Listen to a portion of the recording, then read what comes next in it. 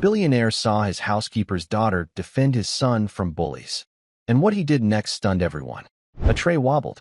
Milk sloshed dangerously close to the edge. Leo Vance's fingers trembled as whispers hissed across the cafeteria.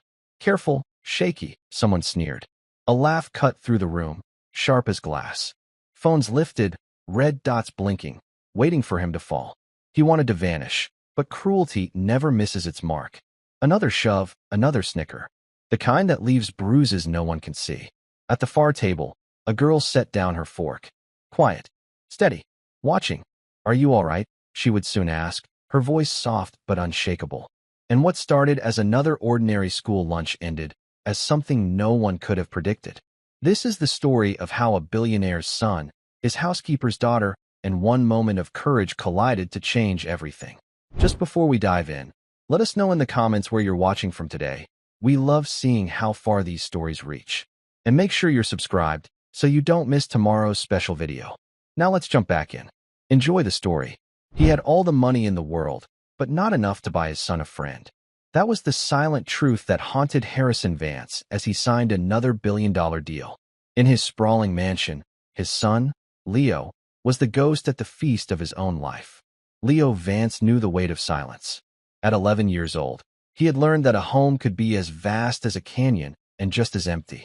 His world was a fortress of polished marble, floor-to-ceiling glass, and priceless art that felt colder than stone. Each morning, a gourmet breakfast was laid out for him on a dining table that could seat 20. He always ate alone. His father, Harrison Vance, was a name whispered with awe in boardrooms across the globe. He was a titan of industry, a man who could move markets with a single phone call. He loved his son, but his love was expressed in stock portfolios and trust funds, not in shared laughter or bedtime stories. After Leo's mother, Eleanor, had passed away from a sudden illness 5 years prior, Harrison had buried his grief under a mountain of work. He provided everything a boy could ever want, except the one thing Leo truly needed, his time. Leo was a quiet boy, gentle and observant. He carried a small, invisible burden. A neurological condition from a childhood fever had left him with a persistent, slight tremor in his hands. It was barely noticeable to a stranger, but to the cruel eyes of children, it was a flaw to be magnified. He could not hold a pencil without a slight shake or carry a lunch tray without intense concentration. In a world that valued perfection, his hands betrayed him. His mother had understood. "Your hands shake, my love," Eleanor would say, her voice as soft as cashmere, "because your heart is too big for your body. All that kindness has to go somewhere."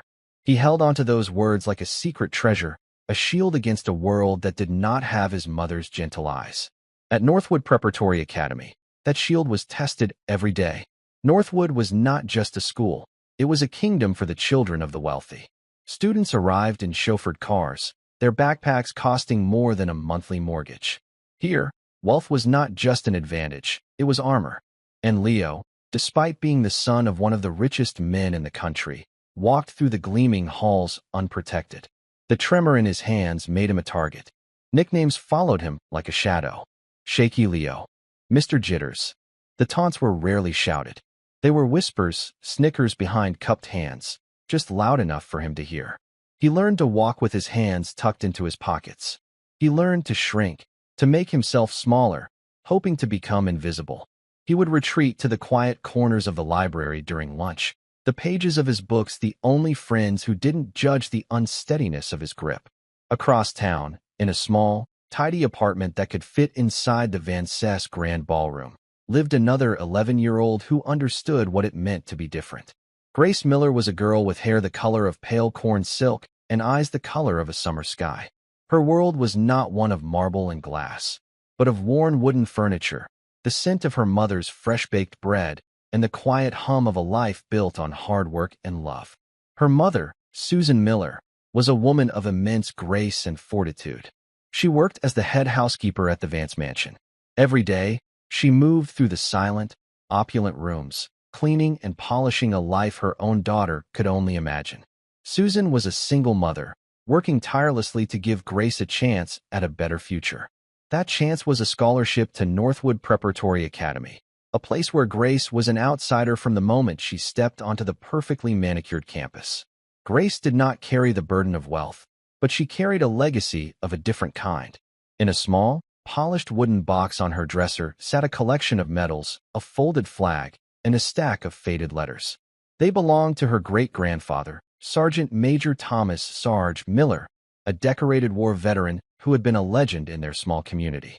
He had passed away when Grace was only 6, but his lessons were the bedrock of her existence. Her mother would read his letters to her, his firm, clear handwriting spelling out a code of honor. He never wrote about glory or victory. He wrote about duty, integrity, and the quiet strength of character. Courage isn't about being the strongest person in the room, one letter read. It's about being the one who stands up for what is right, especially when your knees are shaking. Never raise your hand in anger, Gracie. You raise it only to shield someone who cannot shield themselves.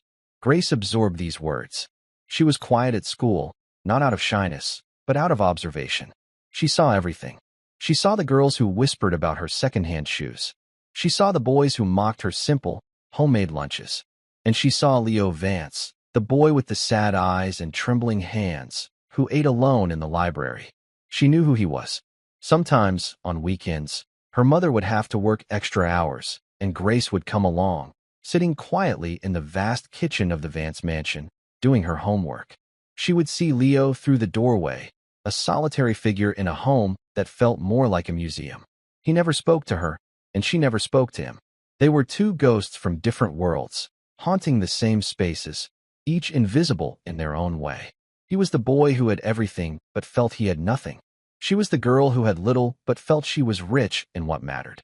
Neither of them knew it, but their quiet, separate paths were about to collide in the one place where the school's cruelty was at its loudest, the cafeteria. The Northwood cafeteria was a spectacle. It gleamed under recessed lighting, the air filled with the smells of artisanal pizza and expensive coffee. It was less a lunchroom and more a social battlefield, where the unspoken rules of hierarchy were as rigid as the steel beams holding up the ceiling. At the center of this kingdom sat Chad Pennington III, and his court. Chad was the kind of boy who was born believing the world was his property. His family's name was on half the buildings in the city. He had a politician's smile that never reached his cold, calculating eyes. His two lieutenants, Blake and Kyle, were his shadows, always ready to echo his laughter or amplify his cruelty. They moved through the school with an untouchable arrogance, their path cleared by the fear and admiration of their peers. Leo, by his very existence, was an offense to Chad. He was richer than Chad, yet he did not act like it. He didn't boast. He didn't command attention. He shrank from it. This quietness, this perceived weakness, was something Chad could not tolerate. It was a challenge to his dominance. That Tuesday, the library was closed for inventory, forcing Leo into the bright, loud chaos of the cafeteria. He felt a familiar knot of dread tighten in his stomach. He found the smallest, most remote table in a corner, hoping to remain unseen. He placed his tray down with painstaking care, his knuckles white from the effort of keeping his hands steady. A carton of milk, a sandwich, and an apple. A simple meal for a boy who wanted nothing more than to be left alone. But Chad had seen him. He saw him as a hunter sees a deer that has wandered from the safety of the forest. This was an opportunity too perfect to waste. He sauntered over, Blake and Kyle flanking him. The low hum of the cafeteria began to dim as students sensed the shift in the social atmosphere. Phones, which were always at the ready, began to subtly angle toward Leo's table. Well, Chad began, his voice dripping with mock concern. Look who's gracing us with his presence. Taking a break from hiding, Vance. Leo kept his eyes fixed on his sandwich. He did not answer. He knew that any response was fuel. What's the matter? Chad leaned forward, placing his hands on the table. He looked directly at Leo's hands. Feeling a little shaky today? A few nervous snickers rippled from the surrounding tables. Leo's cheeks burned with shame. He curled his fingers into a fist under the table. Blake chimed in, a cruel grin spreading across his face. Careful, Chad. He might spill his milk. Wouldn't want to cause a natural disaster. The laughter grew louder. Leo's breath hitched. He just wanted to disappear. He risked a glance up and saw dozens of eyes on him, some filled with pity, most with morbid curiosity, waiting for the show to begin. In a far corner of the cafeteria, Grace Miller watched, her fork frozen over her container of rice and vegetables. She sat at the scholarship students' table, a small island of mismatched lunchboxes in a sea of catered meals. She had seen this happen before, to other kids. The whispers, the shoves, the casual cruelty that was the currency of Northwood's social life. But today it was different. Today it was Leo, the boy from the museum house, the boy with his mother's kind eyes. She heard her great-grandfather's voice in her head, as clear as if he were sitting beside her. You stand up for what is right, especially when your knees are shaking. Chad grew bolder, energized by the audience. He picked up one of Leo's textbooks from the table. Heavy book, he said, then pretended to lose his grip. The book crashed to the floor with a loud bang that made Leo jump. Oops, Chad said, his eyes wide with fake innocence. My hands must be slipping. The cafeteria howled with laughter. It was a chorus of casual contempt. Leo's face was pale. He bent down to retrieve the book, his hands trembling more than ever.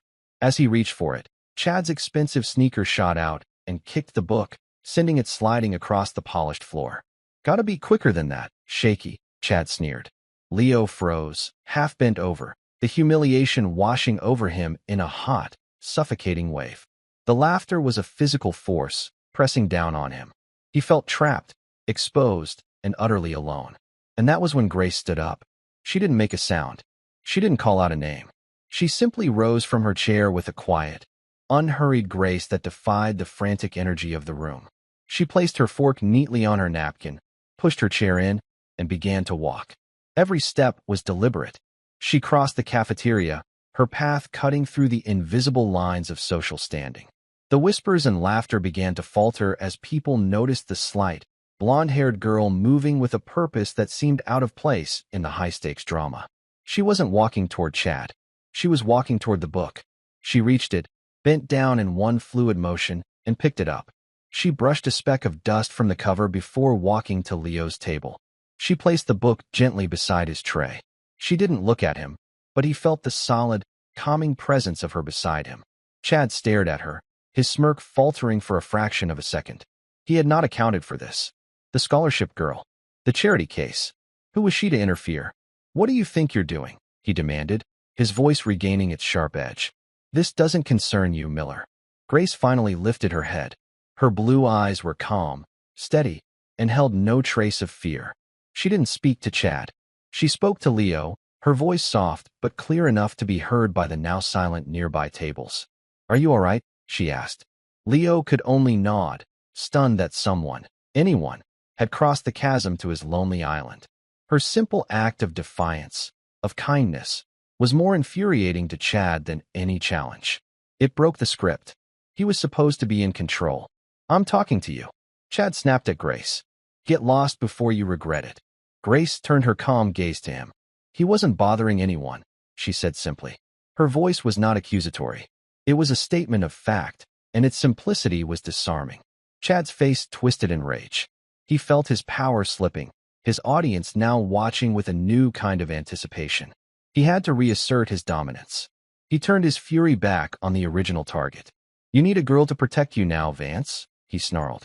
He gave the table a violent shove. The flimsy table leg buckled. The tray tilted.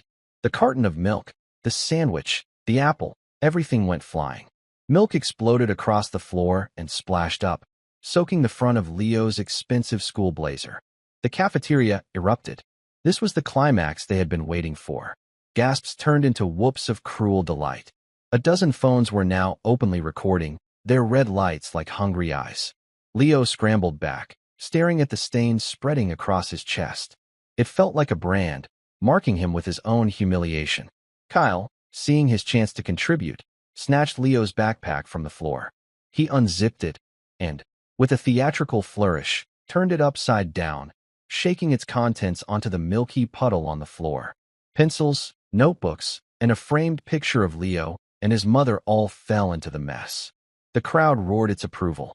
Chad puffed out his chest, the king once more restored to his throne. But Grace did not back down.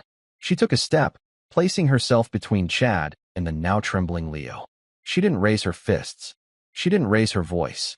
She simply stood there, a shield, That's enough, she said. Her quiet certainty was like a spark in a powder keg. Chad laughed, a harsh, ugly sound. Enough? We're just getting started. He shoved past her, his shoulder knocking her hard. He loomed over Leo, who had shrunk back against his chair. What are you gonna do now, Shaky? He taunted, his face inches from Leo's. Gonna cry for your daddy? He drew back his hand, not to punch, but to deliver a demeaning flick to Leo's forehead. It was a small motion, but it was the final line. Before his fingers could make contact, Grace moved. It was not a dramatic action. It was a simple, economic shift of weight. She stepped forward and to the side, placing her hand not on Chad, but on his advancing elbow. She did not push. She did not strike. She simply guided. Using his own forward momentum against him, she gently but firmly redirected the path of his arm. Chad, expecting to meet no resistance, was suddenly off balance. His feet tangled. He stumbled forward, his own lunge carrying him past Leo and into the side of the table. He hit it with a loud thud, his hip colliding with the metal edge before he sprawled awkwardly onto a neighboring chair. There was a collective gasp from the crowd. It was so fast, so quiet, so completely unexpected. It didn't look like a fight. It looked like Chad had tripped. Blake and Kyle stared in disbelief for a second before fury took over. Blake, the bigger of the two, let out a roar and charged, not at Grace, but at Leo, aiming a clumsy, sweeping kick at his legs. Grace pivoted. She dropped low, her body moving with a learned precision that seemed impossible for a girl her age. She didn't try to block the kick. She caught Blake's ankle in her hands. Again, she didn't pull or twist with aggression. She used his own momentum, lifting and turning in a single, fluid motion. Blake's body followed his leg. He was flipped, not with a violent slam, but with an almost gentle inevitability. He landed flat on his back with a loud whoosh of expelled air. The impact rattled a nearby tray, and a fork clattered to the floor. The sound of the falling fork was the only noise in the cafeteria. Silence. Absolute, profound silence. The laughter was gone. The jeering was gone. Every student, every teacher's aide, every eye was locked on the scene. They were trying to process what they had just witnessed. Chad was scrambling up, his face a mask of red-hot fury and utter disbelief. Blake was groaning on the floor, the wind knocked out of him. And standing between them was Grace Miller, her hands open at her sides, her breathing perfectly calm. She hadn't thrown a single punch. She hadn't uttered a single threat. Yet the two most feared bullies in the school were on the floor. She then did something no one expected. She knelt, carefully picking up the framed photo of Leo and his mother from the milky floor. She wiped it clean with the sleeve of her worn sweater and held it out to Leo. Her eyes met his, and in them, he saw not a warrior, but a protector. He took the photo, his trembling hands now steady. The spell was broken. A whisper started in the back. Did you see that? Another voice, filled with awe. She didn't even hit them. The realization rippled through the room. This wasn't a brawl. This was something else. This was control. This was discipline. Chad, desperate to reclaim his shattered pride, let out a yell and lunged at Grace again, his fists flailing wildly. He was all rage now, no thought, no strategy. Grace simply sidestepped. Like a dancer, she moved out of the path of his charge, her hand lightly touching his back as he rushed past. His own uncontrolled momentum was his undoing. He couldn't stop. He slammed into the wall with a loud thud, sliding to the ground in a heap. The cafeteria was no longer just watching. It was witnessing. They were seeing a fundamental law of their universe being overturned. The law that said might makes right, that cruelty was strength. Deep inside Grace, a memory bloomed. A dusty room smelling of old wood and sunshine. Her great-grandfather, Sarge, sitting in his armchair, his large, scarred hands holding hers. They make fun of me, she had told him, tears in her 6-year-old eyes.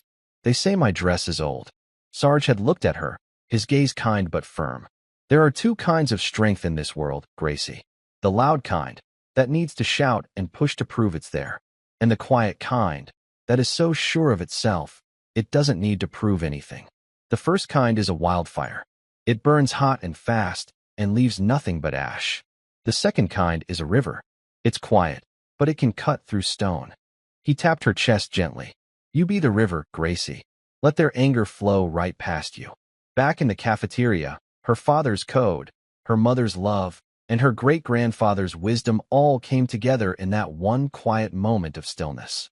She stood, not over her defeated aggressors, but as a guardian beside Leo. The main doors of the cafeteria burst open. Vice Principal Thompson stormed in, his face a thundercloud. He had been alerted by a teacher of a fight. His eyes scanned the scene. Two of the school's most prominent students on the floor, and the scholarship girl standing tall. He made an instant and incorrect calculation. "Miss Miller," he boomed, his voice echoing in the silent room. "My office. Now. You are suspended." A wave of protest murmured through the students. "She didn't start it," someone yelled. "I don't care who started it," Mr. Thompson declared, his authority absolute. "Northwood has a zero-tolerance policy for violence." Chad managed a weak, triumphant smirk from the floor. He had lost the fight, but it looked like he was about to win the war. But he hadn't counted on Amelia, a quiet junior who ran the school's newspaper blog. She stood up, her phone held high. "Excuse me, Mr. Thompson," she said, her voice shaking but clear. "You might want to see this first. I have the entire thing on video." She walked to the large monitor on the cafeteria wall used for announcements, and with a few taps, connected her phone. The entire room, including the stunned vice principal, turned to watch. The screen lit up. They saw Chad sneer. They heard his taunts. They saw him kick the book. They saw him shove the table. They saw Blake's attempted kick. And they saw Grace, never striking, never attacking, only moving with a calm, defensive grace that was impossible to misinterpret. The video showed not a fight, but a defense. Not violence, but protection. The silence in the room was now one of judgment, and it was not directed at Grace Miller. The truth, in high definition, was playing for everyone to see. And 100 miles away, in a sterile boardroom, a notification was about to flash across the phone of Harrison Vance. A notification that would shatter the world he had so carefully built and show him just how poor a rich man could be. Harrison Vance sat at the head of a gleaming mahogany table that was larger than most people's living rooms. The air in the boardroom was rarefied, filtered, and smelled of money and power.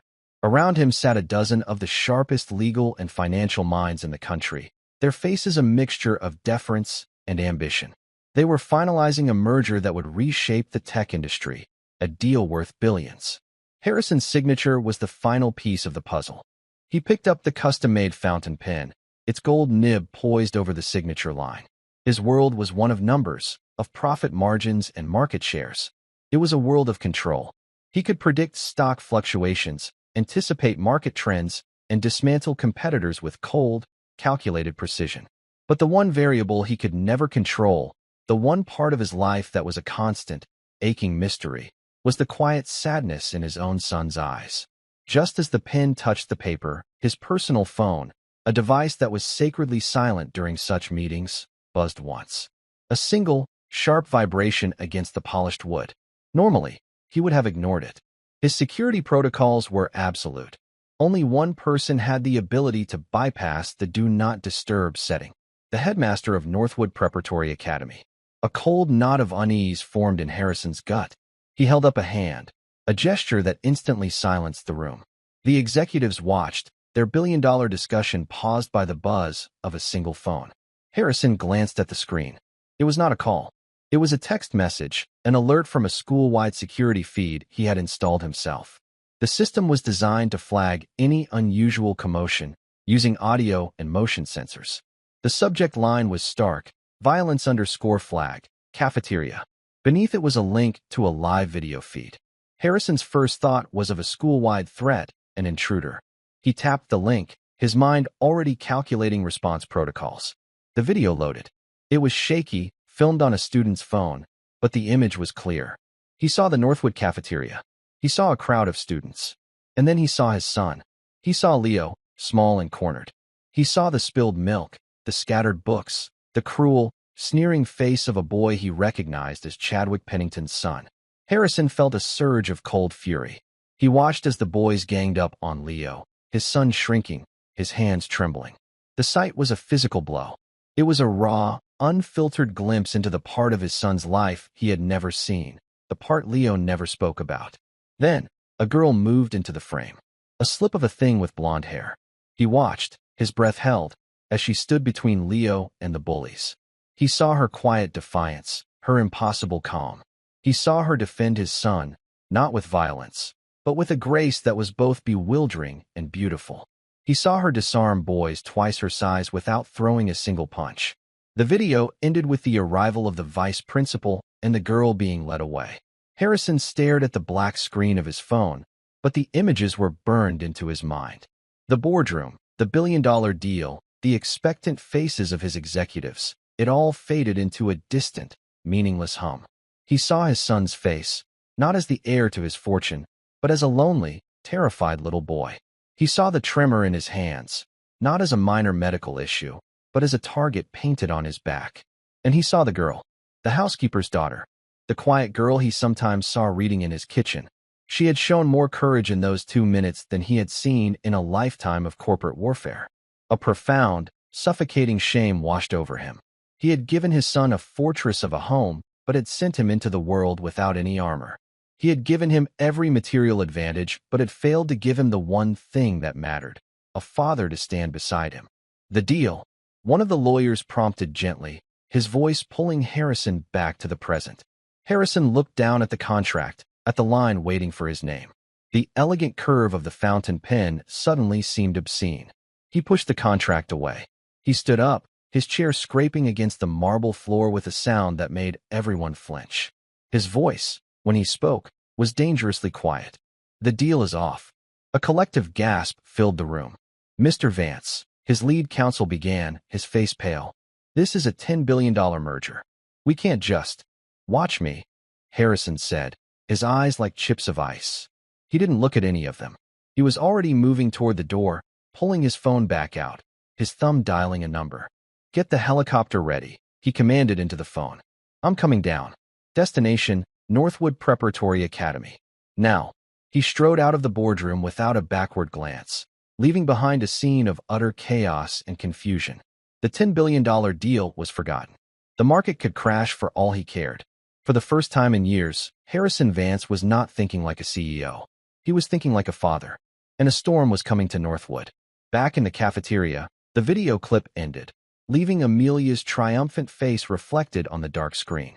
Vice Principal Thompson stood frozen, his face a mask of disbelief.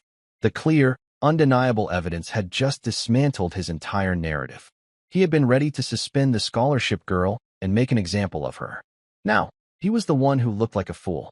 The students were murmuring, a low buzz of indignation that was growing louder. They had all seen it. Grace Miller was not the perpetrator. She was the hero. Mr. Thompson, Amelia said, her voice now bold. Chadwick Pennington and his friends have been bullying students for years. Leo Vance is just their latest target. No one ever does anything about it. That's true, another voice called out. A wave of agreement rippled through the room. The social fear that Chad had so carefully cultivated was beginning to crumble. Mr. Thompson, flustered, turned on Chad, who was now leaning against the wall, trying to look nonchalant. Mr. Pennington, is this true? Chad scoffed, though his usual arrogance was gone, replaced by a sullen defiance. She assaulted me. You all saw it. We saw you assault him. A freshman near the front countered, pointing at Leo. And we saw her stop you. The vice principal's face was turning a blotchy red. He was losing control of the situation. He knew the Pennington family. They were major donors. He also knew the Vance name. Harrison Vance was in a league of his own, a powerful and intensely private man. This was a political minefield. He made a desperate attempt to restore order. Everyone involved, my office. Now, he barked, pointing at Grace, Leo, Chad, Blake, and Kyle. The rest of you, back to your classes. No one moved. They were all watching Leo and Grace. Leo, who had been silent through the whole ordeal, finally looked up. He looked at Grace, who gave him a small, reassuring nod. For the first time in his life, he felt a flicker of something other than fear. He felt protected. He felt seen. He took a step toward her, away from the wall he had been pressed against. He stood a little taller. He uncurled the fists he had kept clenched at his sides. Meanwhile, in the head housekeeper's office in the Vance mansion, Susan Miller was folding laundry when her phone rang. It was the school. Her heart immediately leaped into her throat. It was the call every single parent dreads. Mrs. Miller, Mr. Thompson's strained voice said, there has been an incident. It involves your daughter, Grace. We need you to come to the school immediately. Susan's blood ran cold. An incident. The words were heavy with implication. Grace was the gentlest soul she knew. She was quiet, respectful, and never caused trouble. What could have possibly happened? Is she hurt? Susan asked, her voice trembling. She is not physically harmed, Mr. Thompson replied stiffly. But she has been involved in a serious physical altercation. We are discussing suspension. Suspension. The word hit Susan like a slap. Grace's scholarship, her one chance to escape the cycle of a life spent cleaning up after the wealthy, was contingent on a flawless disciplinary record. Suspension could mean expulsion. It could mean the end of the future Susan had worked so hard to build for her. She hung up the phone, her hands shaking for a different reason than Leo's. She grabbed her purse and ran out of the mansion, her mind racing. What had happened? Who had Grace, of all people, gotten into a fight with? It didn't make sense. It wasn't her daughter. It couldn't be. 30 minutes later, Susan hurried through the polished halls of Northwood, her sensible work shoes squeaking on the immaculate floors. She felt out of place, a simple woman in a world of privilege and power. She arrived at the vice principal's office to find a tense scene. Grace was sitting in a chair, perfectly calm, her hands folded in her lap. Opposite her, looking bruised and furious, were Chad Pennington and his two friends. Leo Vance was there too, standing awkwardly near Grace, a silent sentinel. Mr. Thompson was behind his desk, looking like a man caught in a hurricane. "Mrs. Miller," he said, gesturing for her to sit. "Thank you for coming." Before he could continue, Chad's father, Chadwick Pennington too, burst into the room. He was a big man with a booming voice and the entitled air of someone who had never been told no. He was followed by his wife, a woman adorned in so much jewelry she jingled when she walked. "Thompson," Mr. Pennington boomed, ignoring Susan completely. "What is the meaning of this? My son was viciously attacked by this girl. I want her expelled. I want charges pressed." Susan felt her world tilting. Expelled? Charges? She looked at her daughter, who met her gaze with a calm, steady look that held no fear or shame. Mr. Thompson stammered, "Mr. Pennington, the situation is complex. We have video evidence that suggests—" "I don't care about your video," Pennington roared. "My son is the victim here. Look at him. This is what happens when you let riffraff into a school like this on charity." He waved a dismissive hand in Grace's direction. Susan felt a surge of protective fury. "My daughter is not riffraff," she said, her voice low but firm. It was the first time she had spoken. Pennington turned to her, his eyes full of disdain. "And you are?" "I'm her mother," Susan said, rising to her feet. "And I would like to know what happened before you start throwing around accusations." "I'll tell you what happened," Chad whined from his chair. "She attacked me for no reason." "That's a lie," a new voice said. Everyone turned. Leo Vance had spoken. His voice was quiet, but it cut through the tension in the room like a knife. "She was protecting me," Leo said, looking directly at Chad. "You were bullying me. You and your friends. You pushed me. You threw my things on the floor. She told you to stop, and you wouldn't." Chadwick Pennington too stared at Leo, momentarily speechless. He hadn't expected the Vance boy to speak up. He was known for being timid, a ghost in the halls. "Is this true, Chad?" he asked his son, his voice losing some of its bluster. "No. He's lying. They're both lying," Chad insisted, his face panicked. The argument was about to escalate when the office door opened again. This time, it wasn't with a bang, but with a quiet, powerful presence that instantly changed the atmosphere in the room. Harrison Vance stood in the doorway. He was not dressed in his usual tailored suit. He had thrown on a simple black sweater and slacks, but he radiated an aura of command that no suit could ever bestow. His eyes were cold and hard as granite. He didn't look at the vice principal. He didn't look at the Penningtons. He looked at his son. "Leo," he said, his voice softer than anyone in the room had ever heard it. "Are you okay?" Leo nodded, his eyes wide. He had never seen his father at school before. Not for a parent-teacher conference. Not for a school play. Never. Harrison's gaze then moved to Grace. He looked at the small, blonde-haired girl who had stood up for his son when he himself had been absent. He saw no fear in her eyes, only a quiet dignity. His gaze then fell on Susan Miller, the woman who polished his floors and cleaned his toilets, who stood beside her daughter with the fierce pride of a lioness. Finally, His eyes settled on Chadwick Pennington too.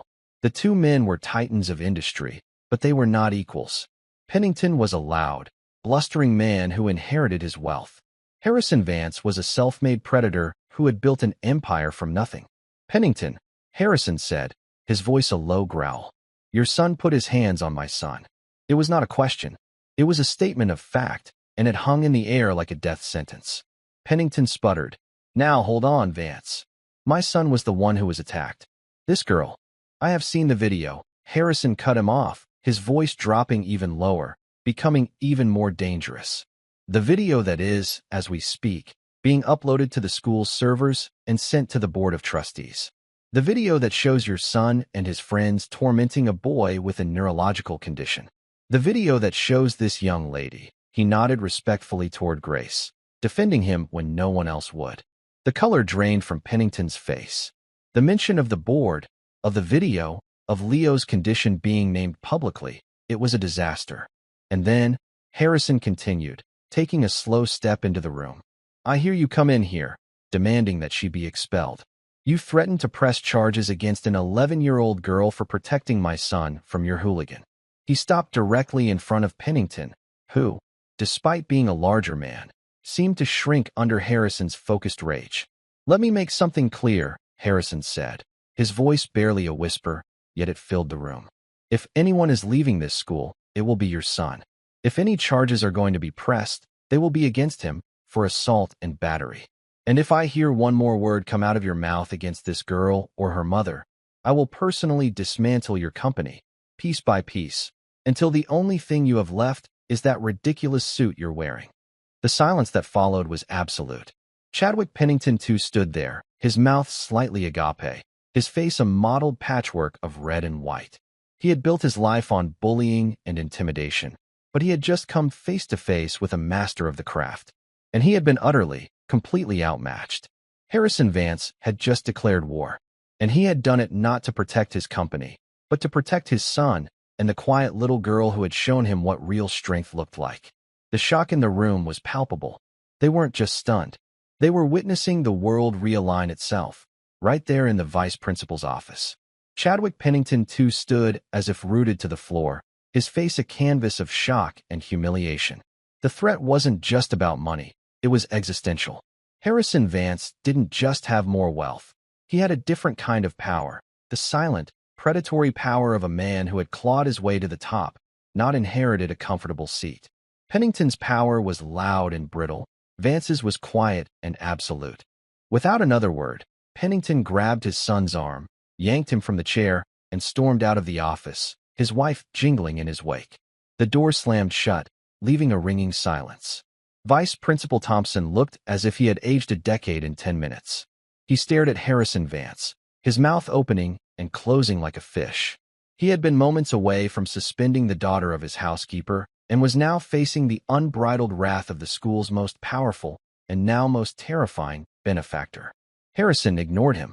He turned to Susan, his expression softening from granite to something approaching humility. Mrs. Miller, he said, his voice now quiet and devoid of its earlier menace.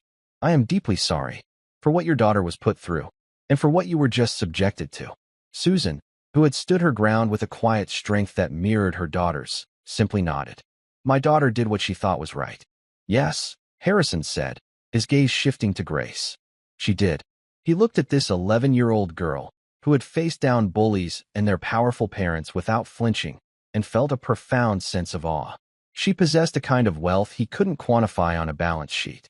You are a remarkable young woman, Grace. Grace didn't blush or look away. She met his gaze directly. Thank you, sir. But I only did what anyone should have. Her simple, honest words struck Harrison more deeply than any corporate negotiation. What anyone should have.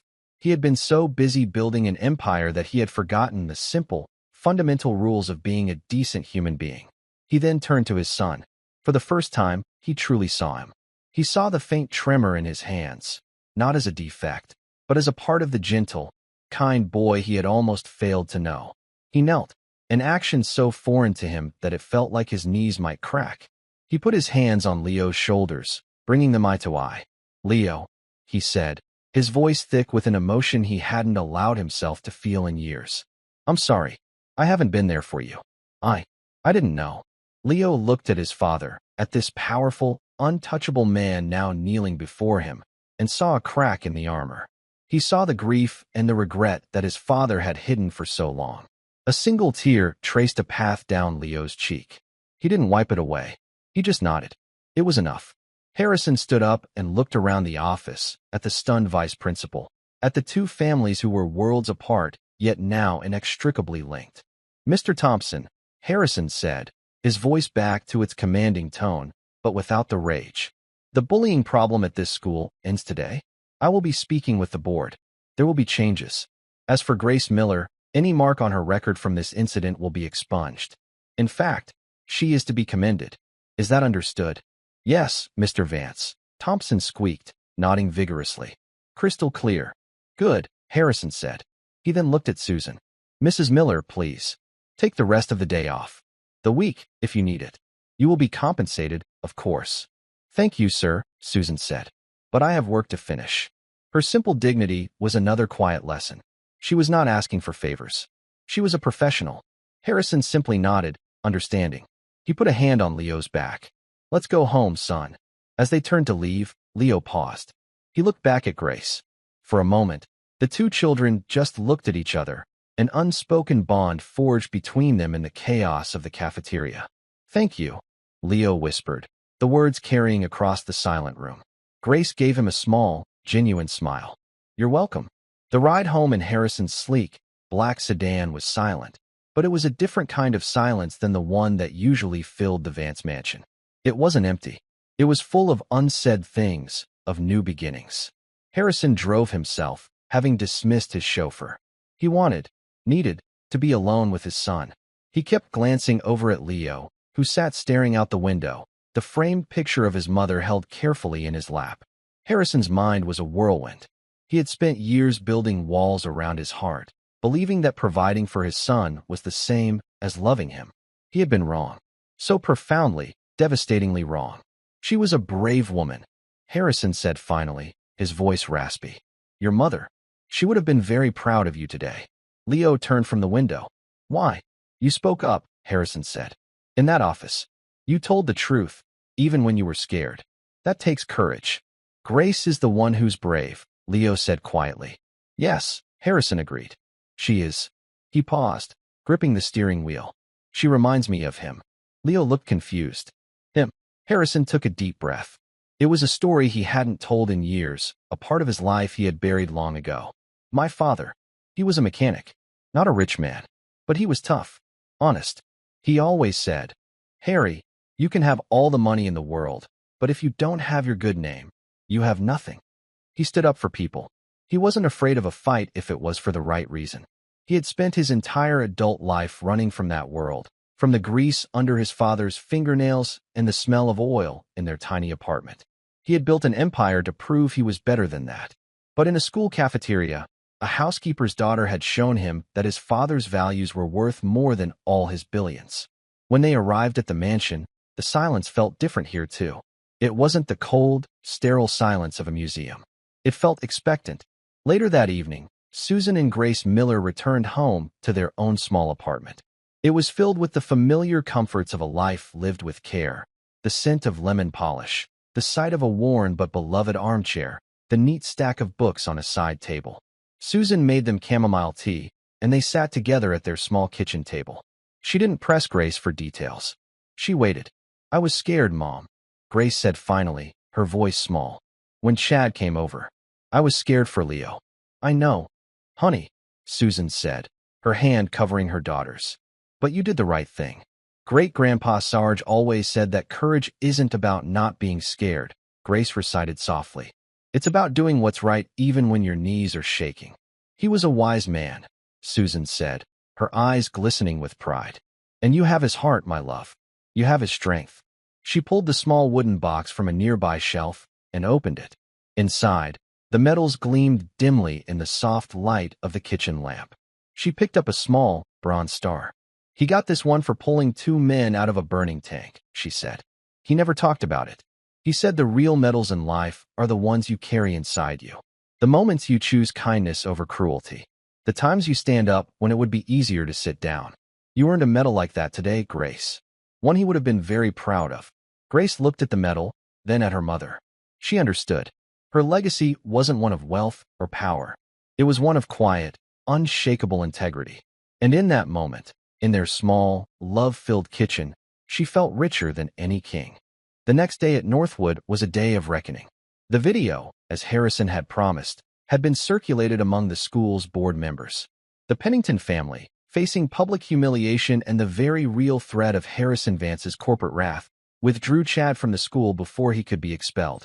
Blake and Kyle were suspended for a month and stripped of their positions on the school's sports teams. The social order of the school had been shattered. The whispers in the halls were no longer about who had the newest phone or the most expensive shoes. They were about what had happened in the cafeteria, about how the quietest girl in school had taken down the biggest bullies without throwing a punch, about how the richest, most powerful man anyone knew had torn up a billion-dollar deal to come to his son's side. Grace Miller was no longer invisible. Students looked at her with a new kind of respect, a mixture of awe and curiosity. But she remained unchanged. She still sat at the scholarship table with her friends. She still ate her homemade lunch. The only difference was that now, the seat beside her was no longer empty. Leo Vance sat there every day. Their friendship blossomed in the quiet corners of the school. They studied together in the library, Grace patiently helping Leo with his math, his hands seeming to tremble less when she was near. Leo, in turn, shared his world with her. He told her about the stars, stories his mother had taught him, pointing out constellations in the books they read. He learned about her life, too. He learned about her great-grandfather, the war hero. He learned about her mother's hard work and unwavering love. He saw that her small apartment, which he visited one weekend, was more of a home than his sprawling, empty mansion had ever been. It was filled with laughter, warmth, and the smell of baking bread. Harrison Vance watched the transformation in his son with a growing sense of wonder. The sadness in Leo's eyes was being replaced by a light he hadn't seen since his wife was alive. He saw his son laughing, talking, and carrying his schoolbooks with a new confidence. He knew he owed it all to Grace and her mother. But how could he possibly repay a debt like that? Money felt cheap, insulting. A simple thank you felt wholly inadequate. He began to observe Susan Miller not as a housekeeper, but as a person. He saw the quiet dignity with which she worked. He saw the tired lines around her eyes, but also the fierce pride she took in her job. He found himself making excuses to be in the kitchen when she was there, asking her questions about her day, about Grace. One afternoon, he found her in the library, carefully dusting the shelves. On a small table was the polished wooden box containing Sarge's medals. Grace had brought it over to show Leo. Harrison picked it up, his touch gentle. "May I?" he asked Susan. "Of course, sir," she said. He opened the box and looked at the collection of medals. The Bronze Star, the Purple Heart. Each one represented an act of incredible courage. "My father fought in Vietnam," Harrison said quietly, the admission surprising even himself. He never talked about it, but he had a box like this. "I haven't looked at it in 30 years. Grace's great-grandfather believed that a person's character was their true legacy, Susan said softly. The words hung in the air between them. Legacy. Harrison looked around the vast library, at the priceless first editions and the leather-bound classics.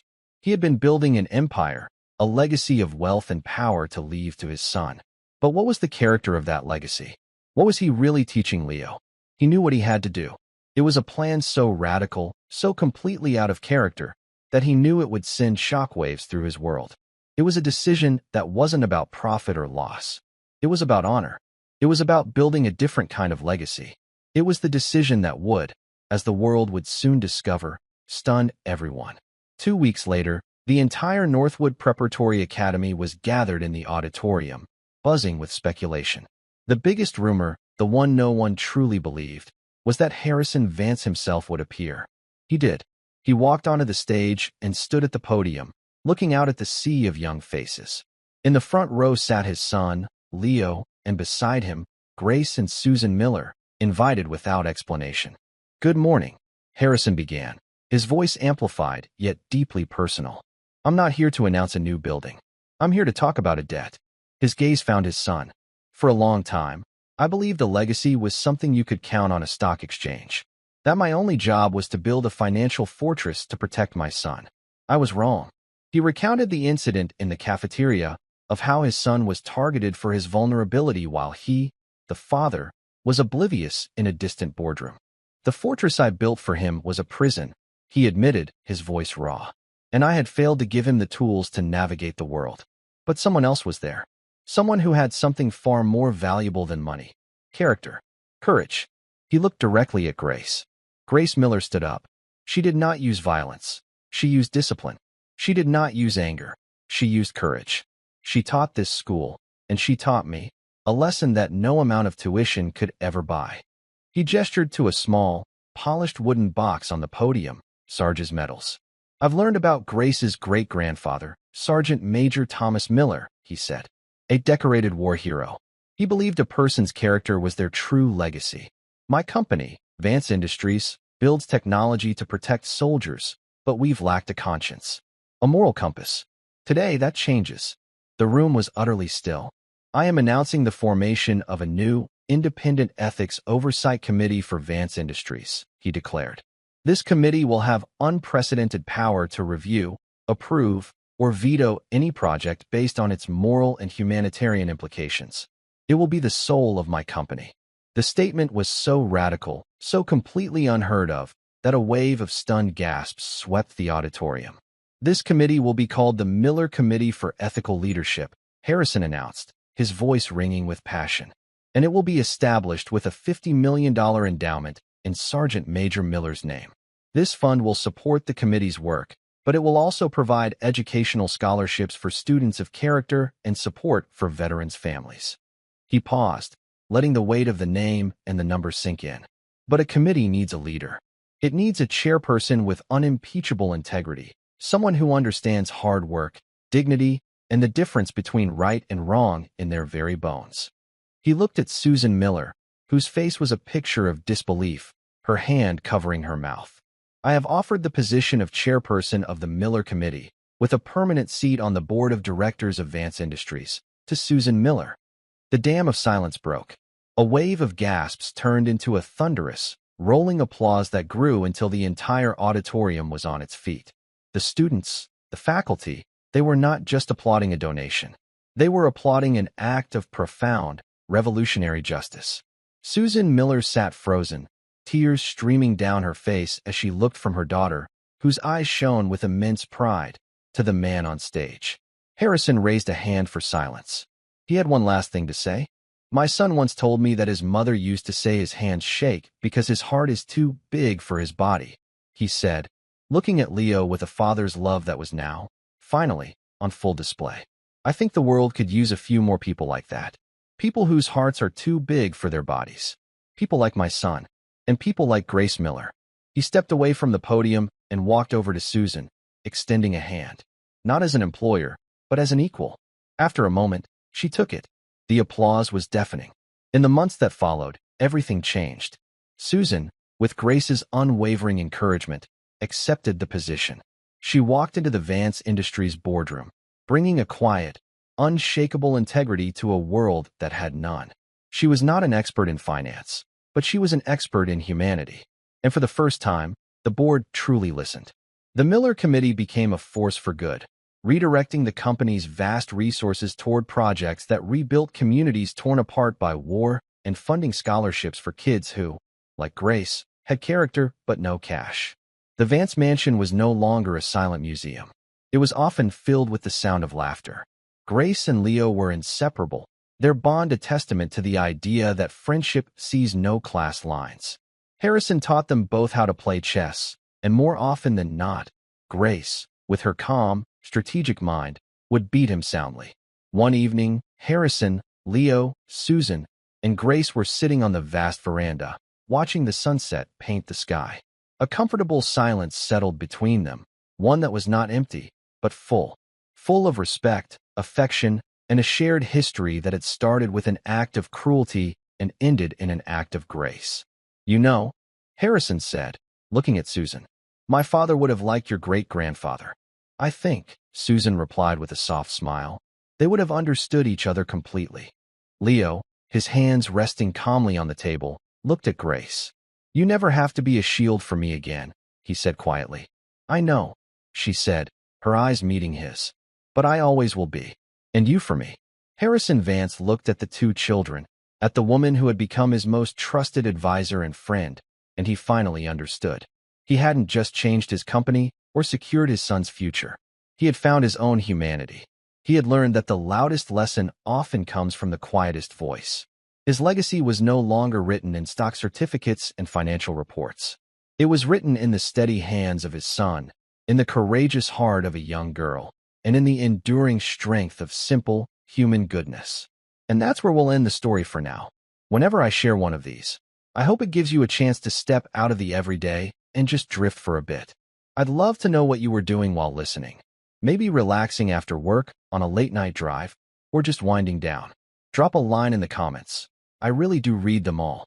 And if you want to make sure we cross paths again, hitting like and subscribing makes a huge difference. We are always trying to improve our stories, so feel free to also drop your feedback in the comment section below. Thanks for spending this time with me.